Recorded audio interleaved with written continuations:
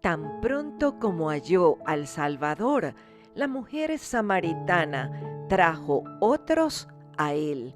Demostró ser una misionera más eficaz que los propios discípulos. Por medio de la mujer, a quien ellos despreciaron, toda una ciudad llegó a oír del Salvador. Ella llevó enseguida la luz a sus compatriotas. Queridos amigos, hermanos, nos encontramos aquí para seguir estudiando el Evangelio de Juan. Hoy nos dedicaremos al capítulo 4 con la idea de ver el testimonio de los samaritanos del tiempo de Jesús en relación con que ellos aceptasen a Jesús como su Mesías, como su Salvador. Pero primero tendríamos que hablar de los samaritanos. ¿De dónde salieron? Bueno, esta comunidad del tiempo de Jesús, que era una comunidad religiosa y al mismo tiempo un pueblo, por decir como una pequeña nación,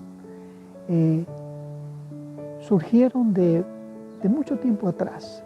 Ese mismo territorio de Samaria, en el tiempo de Salomón, cuando Salomón falleció, el reino de Israel se dividió en dos, el del norte y el del sur. Al del sur se le llamó Judá y al del norte se llamó Israel. Pero resulta que a eso del año 740, 30 por allí, los asirios invadieron ese territorio que se llamaba Israel y hicieron exiliar a mucha de su gente, lo llevaron a Asiria. Eso fue en manos del rey Tagpileser III. Luego, en el año 722, vino otro rey asirio llamado Sargón, quien destruyó a la ciudad de Samaria y en consecuencia a los samaritanos, pero los asirios repoblaron esa zona, ese territorio llamado Israel, lo poblaron con gente de otros lugares. Entonces, la gente de otros lugares, más algunos de los samaritanos que se quedaron allí, crearían luego lo que se conocería como el territorio samaritano o el pueblo samaritano. Lo cierto es que los samaritanos tenían muchos inconvenientes con sus vecinos, los de Judá. Cuando vinieron los de Judá, que habían sido llevados a Babilonia, luego vinieron del exilio, los samaritanos quisieron ayudar y ayudar a reconstruir la ciudad y a reconstruir el templo, pero los judíos no se lo permitieron. Eso hizo que ellos comenzaran a distanciarse de los judíos, y los judíos también se distanciaron de ellos porque eran dos religiones que tenían sus parecidos, pero los judíos no se querían relacionar con los samaritanos porque ellos, dentro de sus conceptos teológicos, habían mezclado muchas cosas de los pueblos que habían sido traídos de Asiria a la zona de Samaria.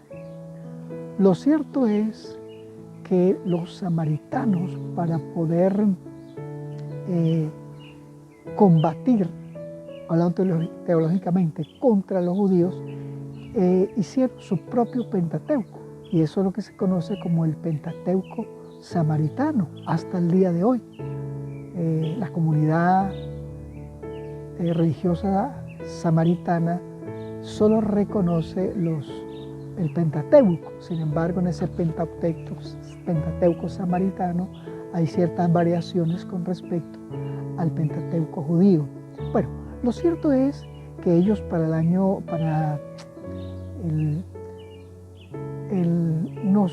unos 400 años antes de nuestra era, o antes de Jesús, ellos crearon su propio templo. Y entonces, en el año 128 antes de Cristo, un rey de Judá, llamado Juan Hircano, él destruyó ese templo, porque ese templo había sido construido en el monte Gerizim, porque los samaritanos lo habían hecho para competir con el templo que estaba en Jerusalén. Entonces, en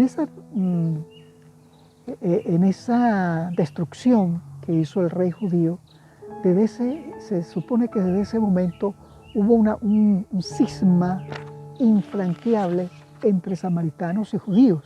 Así que se comenzaron a odiar de forma profunda.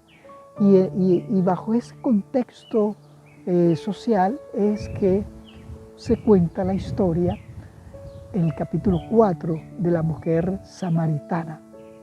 Bueno, en ese capítulo 4 es muy interesante que dice que Jesús, que ahora iba de Jerusalén hacia Galilea, decidió pasar por Samaria, y la razón de que Jesús se iba de Jerusalén era porque los fariseos lo estaban instigando, lo querían malponer con Juan el Bautista y los seguidores de Juan el Bautista. Así que Jesús se va hacia Galilea, pero para hacer corto el camino, Jesús pasa por Sicar, es decir, pasa por el territorio de los samaritanos, cosa que ningún judío en condiciones normales decidía pasar por ahí siempre, y pasaba el Jordán y se iba por Perea para llegar a Galilea, o sea, con la idea de no pisar territorio samaritano, porque los judíos veían a los samaritanos como personas degradadas, y les llamaban inmundos también. Es más, había judíos que oraban cosas como esta: Señor, gracias por no nacer mujer y gracias por no nacer samaritano. Era un odio sin precedentes. Bueno, entonces, en ese contexto, dice el Evangelio de Juan, el capítulo 4, que el capítulo 4, el verso 3 dice, hablando de Jesús, salió de Judea y se fue otra vez a Galilea, y le era necesario pasar por Samaria. Aquí es clave, le era necesario pasar por Samaria, y pasó por una ciudad llamada Sicar.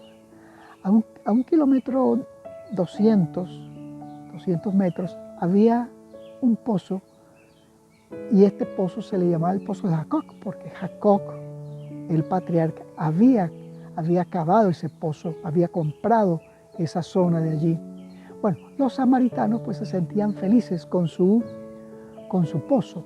Era el mediodía y Jesús le pidió a sus discípulos que fueran a Samaria a comprar alimentos. Eso era algo que a ellos les costaba, poder hacer negocio con los samaritanos, que era permitido, pero les molestaba porque ellos eran judíos. Sin embargo, Jesús estaba rompiendo el paradigma del odio entre samaritanos y judíos. Y este relato cuenta que vino una mujer al mediodía. Es interesante. Una mujer venía de Sicar a sacar agua allí. ¿Pero por qué venía desde tan lejos? ¿Acaso en Sicar no había agua? Sí había agua. Pero esta mujer se escondía a plena luz del día. Porque fuera de que era despreciada por los judíos, también era despreciada por su comunidad Samaria, porque su conducta no era muy recomendable. Bueno, y Jesús está ahí, en el pozo de Jacob, donde esta mujer viene a buscar agua. Una mujer despreciada, y de repente entonces Jesús hace algo que eso nunca hubiese ocurrido. Vamos a leer el verso 7 y 8, dice: llegó una mujer de Samaria a sacar agua, y Jesús le dijo, dame de beber. Esta mujer que se escondía en pleno día, aquí se encontró con Jesús. Ella no sabía que Él era su Salvador, pero tampoco sabía que Jesús, su Salvador, le estaba esperando en ese lugar. Y esto es muy confortante, porque Jesús ama a todas las personas. Ya en el capítulo 4, en el capítulo 3 nos había demostrado que amaba a la gente encumbrada, culta. Pero en este capítulo 4 también nos muestra que Jesús ama al despreciado, al desechado, al que se siente mal consigo mismo.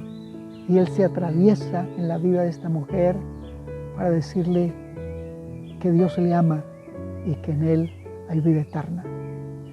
Bueno, la mujer queda sorprendida y en ese verso 9 ella dice: ¿cómo tú siendo judío me pides de beber a mí, que soy mujer samaritana?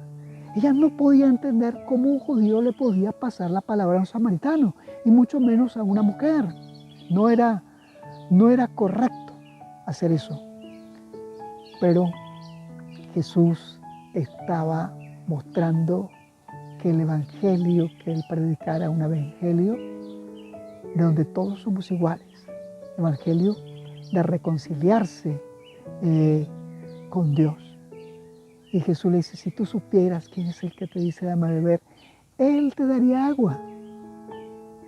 Dice, ahí lo tenemos. Verso 10 dice: si conocieras el don de Dios y quién es el que te dice dame de beber, tú le pedirías y Él te daría agua viva, dice Él. Y Jesús en el verso 14, en la parte final dice: sino que todo aquel que yo le daré en Él una fuente de agua que salte para vida eterna. Jesús primero le dice: te daré un agua que es para vida eterna. Dice, y luego entonces le explica: bueno, si tomas de esta agua, de tu interior correrán aguas vivas. Jesús está resolviendo el problema de esta mujer, porque esta es una mujer desechada por todos, aunque tiene muchos recursos, tiene dinero, aún así no puede reconciliarse con su pueblo, con su familia y con Dios. Y Jesús le está diciendo: yo soy el agua viva. Si tú tomaras de esta agua viva, de ti saldrían ríos de agua viva. Bueno, pues ese es el sentido de la existencia. Debo encontrarme con Jesús. Y cuando reciba de Él, de su salvación, de mí saldrá bendición para otros. Solo se puede ser feliz siendo bendición para otros. La razón de que este mundo es tan infeliz es por eso, porque el mundo es egoísta. Vivimos en una cultura del éxito, y la cultura que se centra en el ser humano. ¿Sí? El ser humano es el centro de todo aquí. Pero aquí el Señor nos muestra un principio. Solo entregándonos a Él dejaremos de ser egoístas y nos convertiremos en una bendición para otros. Y esta mujer comenzó más o menos a entender. Y entonces Jesús quiere darle de esa agua. Y la mujer le dice: dame de esa agua para no beber más. Y Jesús tiene que hacer algo que debe hacer con todos los seres humanos: hacerle ver su condición de pecadores. Somos pecadores y nos cuesta aceptar eso. Y entonces Jesús le dice a esta mujer: bueno, está bien, te vamos a dar de esa agua, pero ve y llama a tu marido y ven acá. Y ella dice: no tengo marido.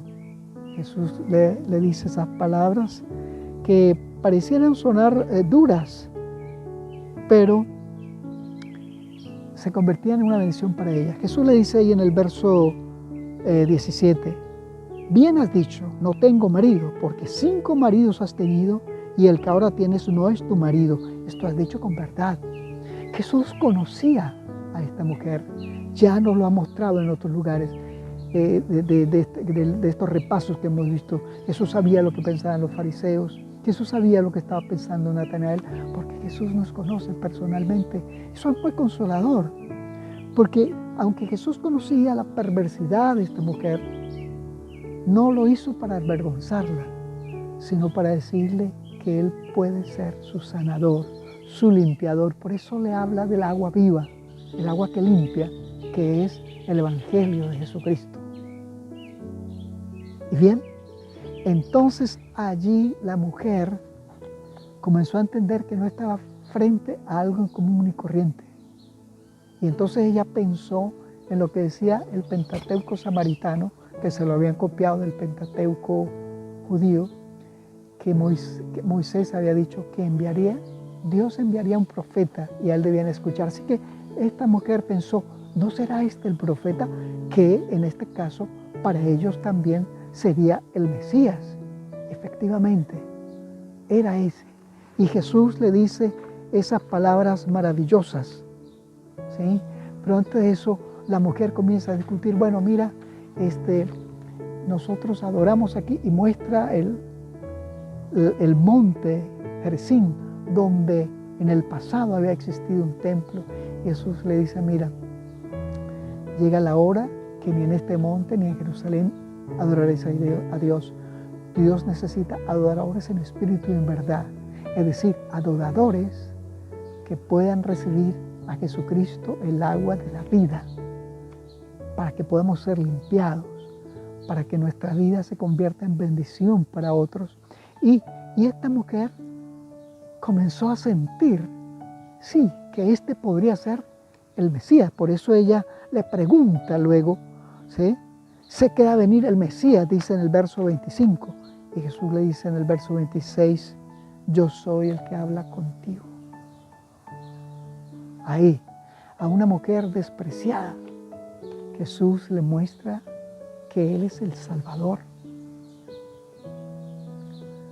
¿Cuántas veces el Evangelio ha sido aceptado solo por los que se sienten más miserables, por los que se sienten más despreciados, y que el Evangelio es despreciado por aquellos que se sienten justos, como en este caso los fariseos? Pero esta mujer que se entendía que tenía una vida muy comprometida, muy sombría, se encuentra con su Salvador, se encuentra con Jesús. Jesús, la samaritana, representa a este mundo, a nosotros, la humanidad. Estamos perdidos y necesitamos al Señor Jesús, que es el agua de vida, porque morimos para siempre. En Jesús viviremos para siempre, porque Jesús ha pagado nuestra muerte eterna. Siendo así, debiéramos nosotros cuidarnos de despreciar a otras personas. A veces miramos a alguien y decimos, este puede ser digno de recibir del Evangelio. Y aquel decimos, bueno, tal vez no. Y en el mundo en que vivimos hoy se desprecia a la gente. Algunos por ser migrantes, otros por ser pobres, otros por ser incultos, otros porque no concuerdan con nuestro status quo, y otros porque le tenemos prejuicios por su raza, por su etnia, por su religión, por su condición social. Pues los cristianos necesitamos mostrarle a la humanidad entera que Jesucristo es para todos. En consecuencia, los cristianos no podemos despreciar a nadie, sino que al ver al despreciado, entender que esa es un alma por la cual Jesús descendió y por la cual murió, porque Jesús vino a buscar y a salvar lo que se había perdido, y somos todos, por lo cual los cristianos debemos amar a todas las personas, no despreciar a nadie por la condición que tenga, porque esas son ovejas a quien el Señor ama inmensamente y que también ha venido a salvar. Esta es una lección muy importante. Bueno, lo cierto es que la mujer samaritana se convirtió en un testigo de que Jesús era el Mesías. Y en los versos siguientes dice que la mujer dejó su cántaro. Quedó tan impresionada la mujer. Sacó el agua, pero quedó tan impactada de encontrarse con su Salvador que lo primero que hizo fue ir y contarle a sus compatriotas, a los samaritanos, ir a la ciudad de Sicar y decirle que había encontrado al profeta, que su pentateuco samaritano profetizaba al Mesías. Y toda esta gente se vino. Qué interesante es cuando podemos tener un encuentro de esta forma con el Señor Jesús. Lo cierto es que luego los samaritanos aceptaron a Jesús, y le dice en ese capítulo 4, le dice, ya no creemos por lo que tú dices, sino por lo que vemos. Esos estaban impactados. Y algo especial, en el verso 40 dice, entonces vinieron los samaritanos a él y le rogaron que se quedara con ellos, y se quedó allí 2 días. Esto era impresionante. Un judío jamás trataría a un samaritano, y menos se quedaría en su casa. Pero dice que aquí Jesús se quedó 2 días. Vino para acampar con ellos. Jesús vino para acampar con la humanidad, nosotros que estamos perdidos. Un poco antes, cuando los discípulos llegan de Sicar trayendo comida para Jesús, Jesús en el verso 32, viendo a la mujer que iba de nuevo a Sicar, sabía lo que iba a hacer. Jesús le dice a sus discípulos, ya no tengo hambre. Y él le dice, yo tengo una comida que comer que vosotros no sabéis. Jesús, el Dios eterno que se encarnó, ama tanto a la humanidad, nos ama tanto a nosotros, que cuando ve que con un alma responde, el gozo del Señor es inmenso. Y se le quitó el hambre. Este debiera ser algo que nos ocurra a nosotros los cristianos. El gozo de trabajar para el Señor, de compartir para el Señor, el gozo de hacer cosas para el Señor aunque no nos paguen, porque el gozo es ver almas que se encuentren con su Salvador para que reciban la gracia del Señor Jesucristo y puedan tener vida eterna. O sea, para que puedan recibir la bendición de la encarnación, de la vida, la muerte y la resurrección de nuestro Señor y prepararse para su segunda venida. Entonces, nosotros tendríamos que preguntarnos, ¿somos testigos de Jesús como lo fue esta mujer samaritana, como lo fueron los samaritanos? Estoy decidido a recibir cada día del agua de Jesucristo, o sea, de su gracia, para que mi vida pueda rebosar también y dar agua de vida, es decir, mostrar al Señor.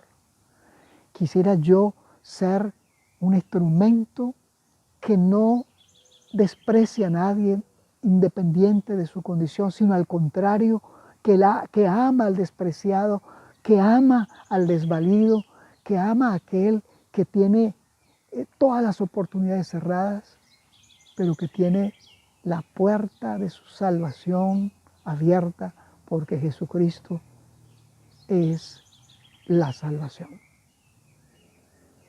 Y que podamos ser gozosos de dar para el Señor, que se nos quite el hambre por el gozo de llevar a otros de la salvación. Tú y yo podemos ser testigos, pero necesitamos sentarnos en ese pozo de Jacob para recibir a Jesucristo, que es el agua de vida, para que nuestra vida tenga significado. Tú y yo tenemos el privilegio de ser testigos.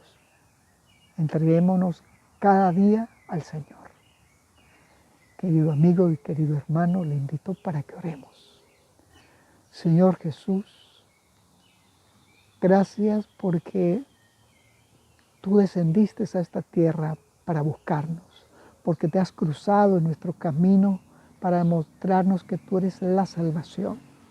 Aquí estamos para pedirte de nuevo, hoy de nuevo entregarte nuestros corazones, rogarte que la gracia, tu gracia salvadora, el agua de vida, sea un refrigerante para nuestras vidas y una bendición para quien nos rodea. Ayúdanos a ser testigos genuinos. Lo pedimos solo en tus méritos, querido Jesús. Amén. Querido hermano y amigo, si Dios lo permite, nos veremos la próxima semana.